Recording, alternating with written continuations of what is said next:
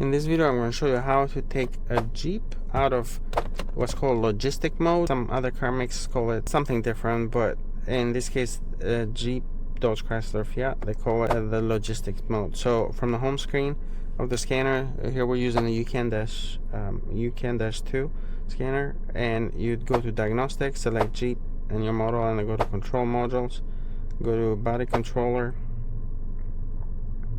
and then go down to special functions, exit logistic mode, and it will take the body control module out of shipping mode.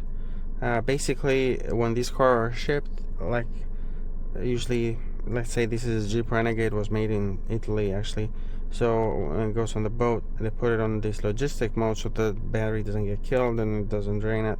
So it's basically the car is just drivable, but you might not have like lights and a lot of other things working, AC and things like that, just because the car is in shipping or logistic mode. So you press OK here, it just basically takes it out. It says BCM is already normal mode, so in this case it doesn't matter, but if it was in shipping mode, that's how you would get it out. Thank you for watching YOUCANIC, where you can be the mechanic.